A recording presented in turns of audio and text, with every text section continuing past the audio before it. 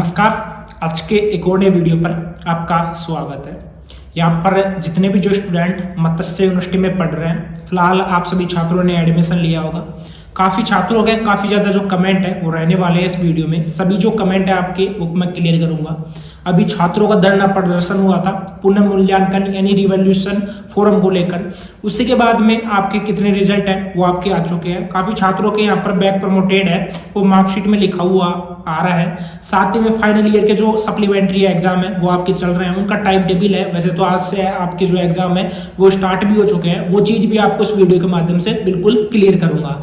बाकी आपके और भी जो डाउट रहेंगे वो आप मुझे कमेंट बॉक्स के माध्यम से आपसे मुझसे पूछ भी सकते हो। बाकी मैं आपको इंस्टाग्राम पर मिल जाऊंगा, वहां से भी आपको जो रिप्लाई है वो मैं जरूर दे देता हूं। ठीक है, तो चलिए वीडियो को स्टार्ट करते हैं। सबसे पहले तो आप स्क्रीन पर ये ई पेपर देख सकते हो। ये ई पेपर जितने भी जो मत्स्य यूनिवर्सिटी के स्टूडेंट है जिनके अभी देखो अभी फिलहाल फर्स्ट सेमेस्टर आपका चल रहा है। जो स्टूडेंट 2024 में एडमिशन जिन्होंने लिया है, फर्स्ट सेमेस्टर आपका चल रहा है। आपके एग्जाम वही दिसंबर तक जाकर होने वाले हैं, ठीक है, नेक्स्ट मंथ में। उसी के बाद में आपका रिजल्ट आएगा।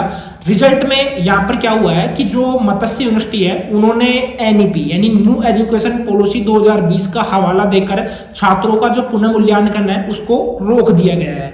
उन्होंने यहाँ पर हवाला भी दिया है भरतपुर यूनिवर्सिटी का, सीकर यूनिवर्सिटी का, अजमेर यूनिवर्सिटी का। यानी भरतपुर में आपकी जैसे सीकर की आपकी जो यूनिवर्सिटी हो गई वो आपकी हो गई पीडीएसयू, पंडित दीनदयाल शेखावत यूनिवर्सिटी।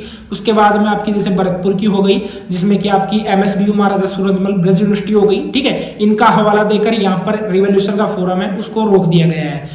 बात करें यहाँ पर राजस्थान की सबसे बड़ी यूनिवर्सिटी जो कि राजस्थान यूनिवर्सिटी है, वही एक तरीके से रिवॉल्यूशन के फोरम है वो स्टूडेंट्स के चला रहे हैं, लेकिन यहाँ पर मत्स्य यूनिवर्सिटी के द्वारा ऐसा नहीं किया जा रहा है। ठीक है, वैसे तो इसका हर साल का यही बहाना रहता है यूनिवर्सिटी का, क्योंकि काफी लापरवाह यूनिवर्सिटी है, जो कि मैं आपको क्लियर भी करूंगा। सबसे पहले आप ई पेपर पर देख सकते हैं सेमेस्टर पैटर्न में पुनर्मूल्यांकन पोर्टल बंद, कॉपी की पुनः जांच नहीं करा सकेंगे 28,370 स्टूडेंट। संख्या कम नहीं है, संख्या काफी ज्यादा है। पुनर्मूल्यांकन सहित कई मांगों को लेकर विद्यार्थियों ने वीवी में दिया है धरना, यानी कि विश्वविद्यालय में। अब देखो सबसे पहले तो आपको मैं क्लियर कर देता हूं इस ई पेपर के माध्यम से, जो कि काफी ज्यादा इंपॉर्टेंट रहेगा।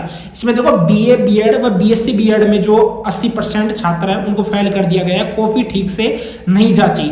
फर्स्ट में आपको क्लियर कर दूं, सेकंड सेमेस्टर का आपका रिजल्ट जारी हुआ है। जितने भी जो बीए बीएससी बीकॉम के स्टूडेंट है, साथ में बीए बीएड या बीएससी बीएड के स्टूडेंट है, आपका सेकंड सेमेस्टर का रिजल्ट है वो जारी हुआ है। आपको भी पता है इसका रिवॉल्यूशन का फोरम भी आपका लगता है, साथ में जो सप्लीमेंट्री का फोरम है या एक तरीके से बैक फोरम है, बैक फोरम भी आपका लगता है। फर्स्ट सेमेस्टर में जो स्टूडेंट फेल होता है वो एक तरीके से थर्ड सेमेस्टर में बैक का एग्जाम है वो दे पाता है। जो स्टूडेंट सेकंड सेमेस्टर में फेल होता है वो एक तरीके से या जिसके बैक लग जाती है, ठीक है, फेल नहीं, जिसके बैक लग जाती है वो स्टूडेंट जाकर थर्ड वाला एक तरीके से फोर्थ सेमेस्टर में है वो इसका एग्जाम है वो दे सकता है। थर्ड सेमेस्टर में इसके जो एग्जाम फोरम है वो भरवा लिए जाते हैं, बैक एग्जाम फोरम है वो भरवा लिए जाते हैं।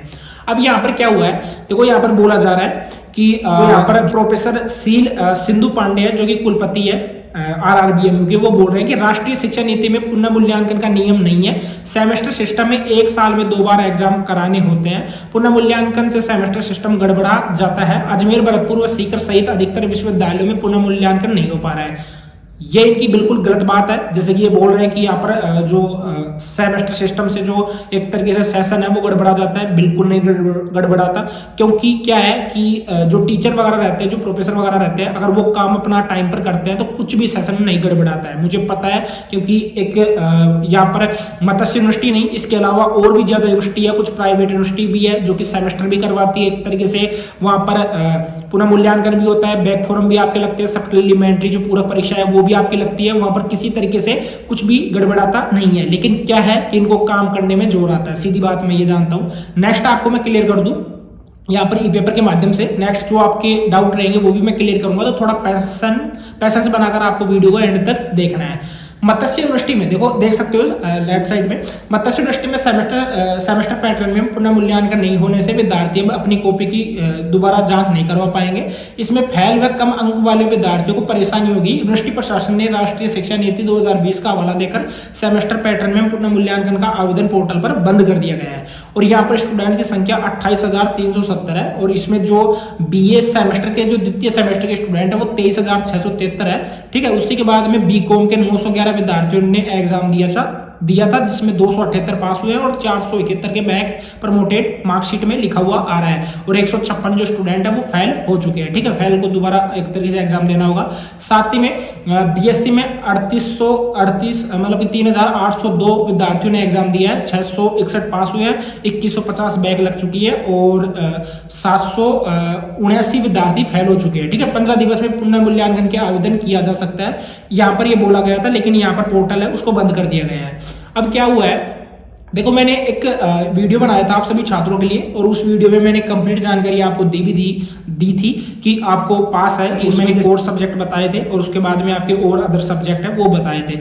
वहां पर मैंने क्रेडिट बताया था कि आपके फर्स्ट सेमेस्टर में अगर 26 टोटल क्रेडिट हो रहा है, जिसमें कि आपका मेजर सब्जेक्ट रहता है, जिसमें कि आपका 12 नंबर का ये रहता है, और मेजर माइनर डिसिप्लिन क्रेडिट रहता है, जो कि आप स्क्रीन पर देख सकते हो। साथ में एईसी क्रेडिट, एसईसी क्रेडिट और वीएससी क्रेडिट, ये आपका टोटल 8 नंबर का रहता है, यानी कि टोटल 12 18 प्लस 8 मिला के आपका टोटल 26 होता है। ठीक है, 26 आपका फर्स्ट सेमेस्टर में, 26 आपका सेकंड सेमेस्टर में। अगर दोनों का मिलाकर आपका 52 हो रहा है तो वो स्टूडेंट तो पास हो जाएंगे, यानी कि 52 आपका क्रेडिट हो रहा है तो आप पास हो जाओगे।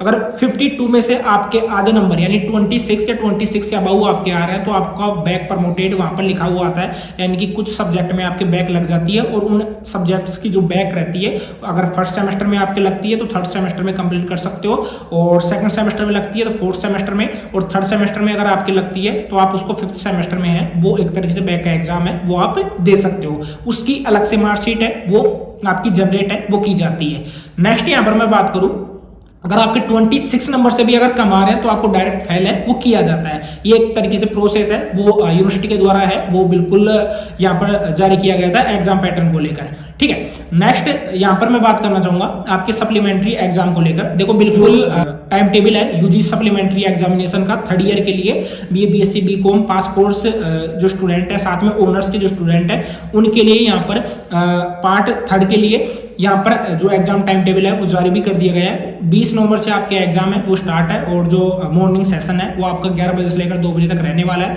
साथ ही में आपको मैं क्लियर कर दूं कि इसमें जो पार्ट थर्ड के स्टूडेंट है उनका भी एक तरह से सेम ही जो अलग अलग सब्जेक्ट के लिए जो टाइम टेबल है वो आपका जारी हो चुका है, जो कि एक बार टेलीग्राम पर जाकर आप सभी छात्र है वो देख भी सकते हो।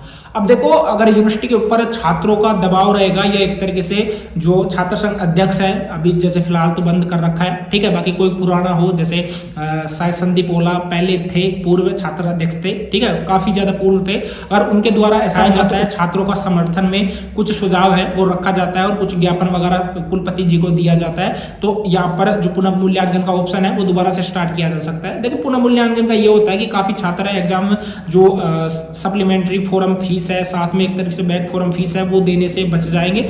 पुनः मूल्यांकन रिवोल्यूशन का फॉर्म तो आपका लगेगा, लेकिन आपको एग्जाम से वहां पर बचा लिया जाता है, एग्जाम वहां पर दोबारा देने की जरूरत नहीं पड़ती है। और पुनः मूल्यांकन में ऐसा देखा जाता है 60 से 70% जो स्टूडेंट है वो पास कर दिए जाते हैं। वो बाकी यूनिवर्सिटी के ऊपर डिपेंड करता है कि अगर उनको जैसे पुनः मूल्यांकन करवाकर उसमें फेल करवाकर फिर से अगर उनको बैक का फॉर्म भरवाना ही है, पैसा लूटना ही है छात्रों से, तो वो बात अलग है। बाकी तो मैंने जो आपको बताया वो बिल्कुल सिंपल इस तरीके से रहता है। आपका कुछ डाउट रहता है RRBMU राजऋषि बर्तरी मत्स्य यूनिवर्सिटी से रिलेटेड, तो आप मुझे कमेंट बॉक्स में कमेंट करके पूछ सकते हो। अभी जो आपका सेकंड सेमेस्टर में जिन छात्रों के बैक लगी है उनको जो एग्जाम है वो उनका लगेगा फोर्थ सेमेस्टर में, ठीक है, ध्यान रखना ये चीज, फर्स्ट वालों का थर्ड में, सेकंड वालों का फोर्थ सेमेस्टर में। इस तरीके से प्रोसेस रहता है, जो कि मैंने बिल्कुल क्लियर कर दिया है। आपका कोई डाउट रहता है तो कमेंट बॉक्स में कमेंट करके पूछ सकते हो। आज के लिए इतना ही।